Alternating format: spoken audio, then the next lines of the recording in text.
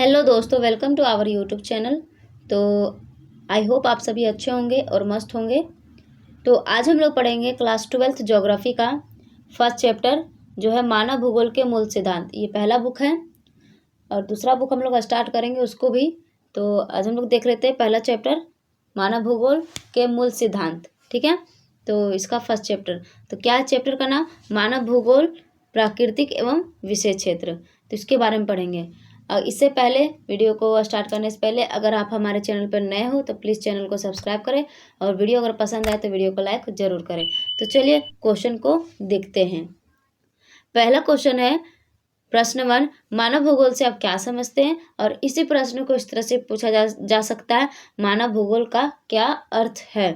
तो चलिए उत्तर को जानते हैं। मानव भूगोल भूगोल की वह शाखा है जो मानव समाजों, संस्कृति, अर्थव्यवस्था और पर्यावरण के बीच स्थानिक संबंधों का अध्ययन करती है।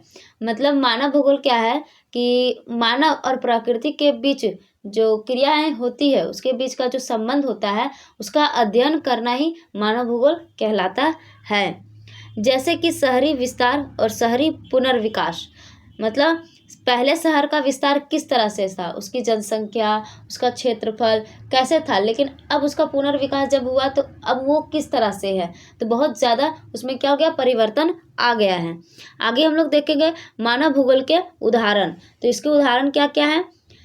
सामाजिक भूगोल, शहरी भूगोल, सांस्कृतिक भूगोल, जनसंख्या भूगोल, राजनीतिक भूगोल और आर्थिक भूगोल, ये सभी इसके उदाहरण हैं।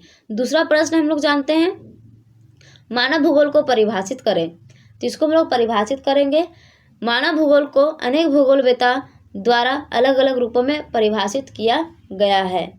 तो अनेक भूगोलवेत्ता के द्वारा इनका मानव भूगोल का परिभाषा दिया गया है। तो चलिए इनको देखते हैं। फ्रेडरिक रेडजल के अनुसार, तो फ्रेडरिक रेडजल के अनुसार क्या कहा गया है? ये एक स्टेटमेंट है। तो स्टेटमेंट का जो शब्द होता है उसको चेंज नहीं किया जाता है, जो जिस तरह से लिखा हुआ है उसी तरह से उसको लिखा जाता है। तो चलिए जानते हैं कि फ्रेडरिक रेडजल के द्वारा क्या कहा गया है। मानव भूगोल मानव समाजों और धरातल के बीच संबंधों का संश्लेषित अध्ययन है। तो क्या है? मानव समाजों और धरातल के बीच संबंधों का संश्लेषित अध्ययन है। किनके द्वारा? तो फ्रेडरिक रेडजल के अनुसार। इनको रेडजल के नाम से भी जाना जाता है।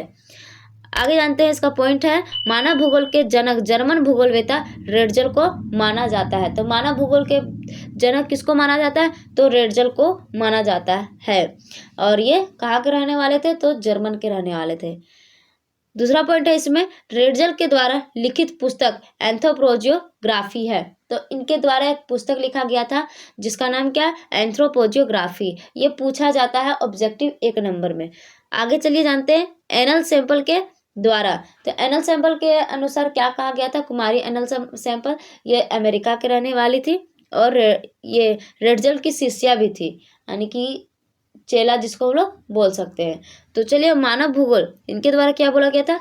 मानव भूगोल अस्थिर पृथ्वी और क्रियाशील मानव के बीच परिवर्तनशील संबंधों का अध्ययन है। यानी कि अस्थिर पृथ्वी और क्रियाशील मानव जो है उनके बीच जो परिवर्तनशील संबंध जो होते हैं उन्हीं के बीच का जो संबंध होता है उसे ही क्या कहा जाता है? मानव भूगोल कहा जाता है। किन के अनुसार है? तो एनल सैंपल के अनुसार इसका यह स्टेटमेंट दिया गया है।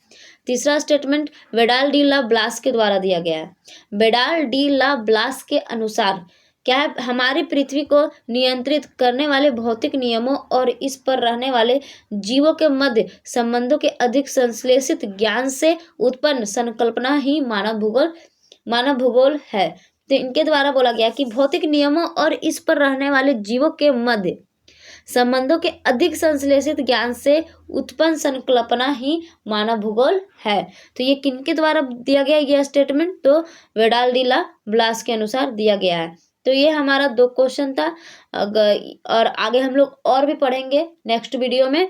तो अगर आप लोगों को ये पसंद आया हो तो प्लीज़ वीडियो को लाइक करें और चैनल को सब्सक्राइब जरूर करें। आगे हम और वीडियो में डालूंगी फर्स्ट चैप्टर से और फिर सेकेंड चैप्टर सारा चैप्टर में डालूंगी। तो चैनल को सब्सक्राइब करके ज़रूर रखिएगा ताकि आप लोगों को इसकी जानकारी हो सके कि कब कब वीडियो डाला गया है। तो चलिए धन्यवाद।